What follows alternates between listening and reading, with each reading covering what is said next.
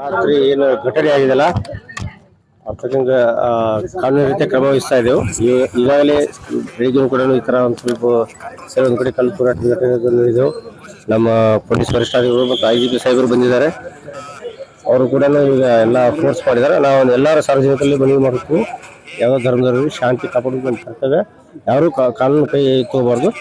ಅದರಿಂದ ಇವಾಗೆಲ್ಲ ಸಮಾಜದ ಮುಖಂಡರನ್ನು ಸಾಯಂಕಾಲ 5 ಗಂಟೆ ನಾನು ನಮ್ಮ ಕಚೇರಿಯಲ್ಲಿ ಶಾಂತಿ ಸಭೆಯನ್ನು ಕರಿತಾ ಇದ್ದೀನಿ.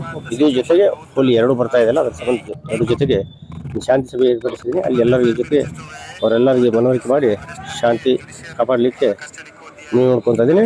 ತಮ್ಮ ಮುಖಾಂತರ ನಾನು ಮನವಿ ಮಾಡ್ತೀನಿ, ಯಾರು ಕಾನೂನು ತಮ್ಮ ಕೈಗೆ ತಗೋಬಾರ್ದು. ಅದರ ನಾವು ಕಾನೂನು ರೀತಿಯ ಕ್ರಮ ವಹಿಸ್ತೀವಿ.